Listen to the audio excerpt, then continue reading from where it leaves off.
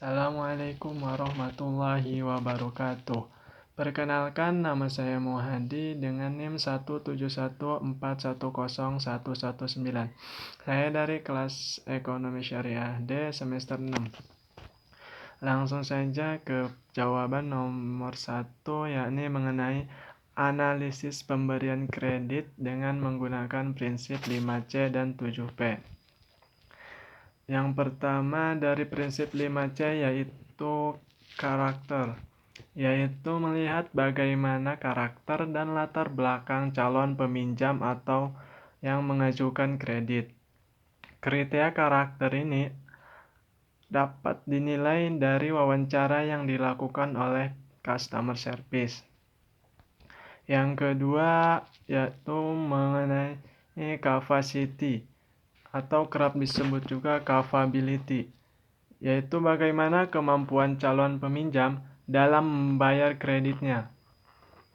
Kriteria ini juga dapat dinilai dari kemampuan nasabah tersebut dalam menjalankan usahanya atau seberapa besar penghasilan yang diterimanya setiap bulan. Yang ketiga ada kapital, yaitu modal yang dimiliki oleh peminjam, khususnya diberlakukan untuk usaha atau bisnisnya.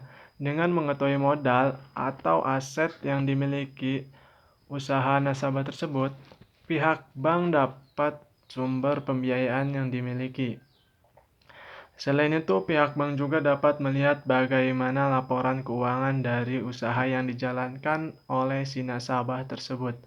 Yang keempat ada kolateral, yaitu jaminan yang dapat diberikan kepada pihak bank.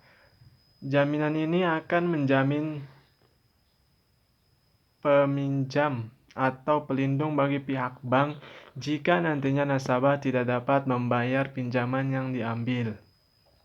Yang kelima ada condition.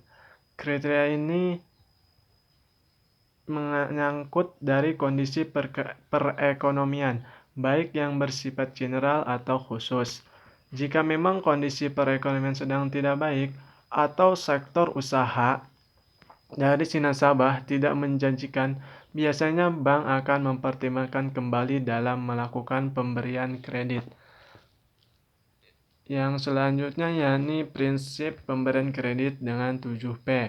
Yang pertama ada personality. Yang personality hampir mirip dengan kriteria pada prinsip 5C, yaitu menilai kepribadian dari calon peminjam yang mengajukan kreditnya. Yang kedua ada party. Party di mana calon peminjam dimasukkan ke dalam beberapa golongan dengan kondisi keuangannya. Biasanya pihak bank mengklasifikasikan nasabah berdasarkan modal yang dimiliki, kepribadian, loyalitas, dan lain sebagainya. Yang ketiga ada purpose, yaitu tujuan dari calon peminjam dalam mengajukan kreditnya. Pihak bank perlu mengetahui untuk apa dana nasabah tersebut akan digunakan, misalnya untuk modal usaha, investasi, ataupun biaya pendidikan. Yang keempat ada prospek. Kriteria keempat ini dinilai dengan usaha yang dijalankan oleh calon peminjam, khususnya bagi nasabah yang mengajukan pinjaman untuk modal usaha atau bisnis yang dikelolanya. Dengan mengetahui apakah usaha dan bisnis tersebut memiliki prospek ke depan yang bagus atau tidak, maka bank pun dapat memprediksi bagaimana perkiraan kemampuan bayar dari nasabah. Yang kelima ada payment. Masih berkaitan dengan kriteria sebelumnya, kriteria ini juga bertujuan mengukur bagaimana kemampuan membayar calon peminjam, yang dapat dilihat dari sumber pendapatan nasabah, kelancaran usaha yang dijalankan, hingga dengan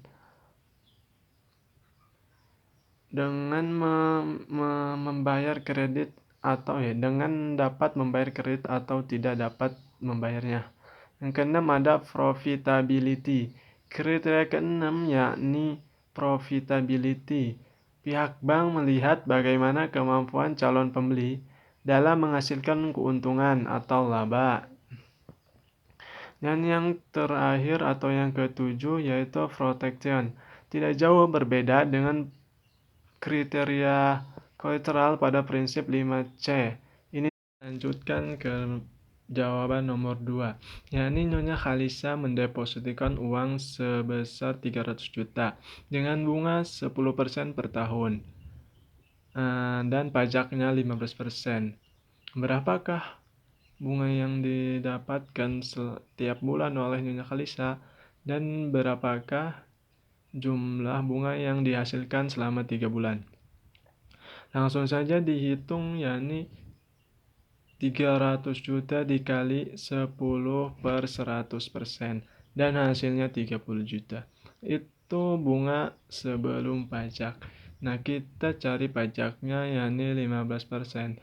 Itu 30 juta dikali dengan 15 per 100% dan hasilnya 4.500.000.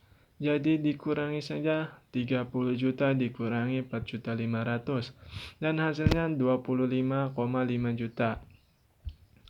Itu adalah bunga yang dihasilkan selama 1 tahun.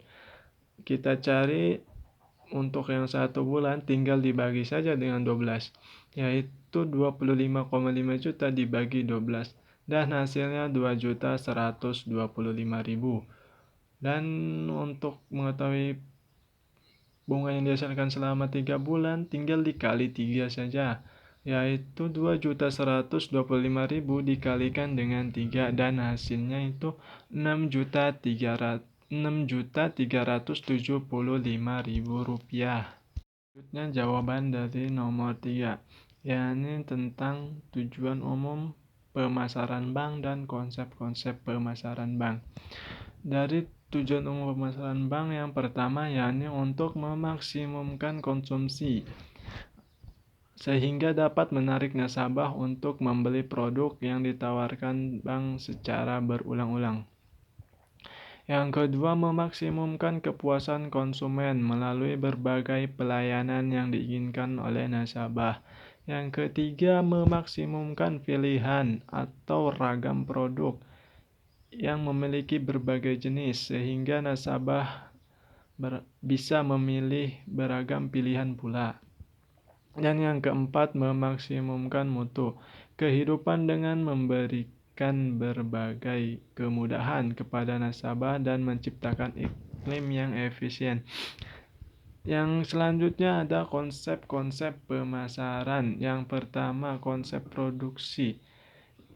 Ini merupakan salah satu falsafah tertua yang menjadi penuntun para penjual dan merupakan konsep yang menekankan pada volume produksi yang sebesar-besarnya.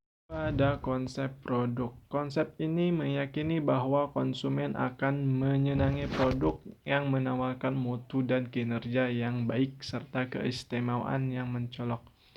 Yang ketiga ada konsep penjualan.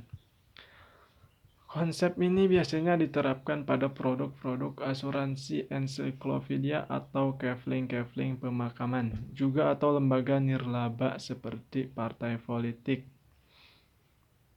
Dan yang keempat ada konsep pemasaran. Konsep ini menyatakan bahwa tugas perusahaan adalah menentukan kebutuhan, keinginan, dan minat pasar, dan memberikan kepuasan yang diinginkan secara lebih efektif. Yang kelima ada konsep pemasaran kemasyarakatan.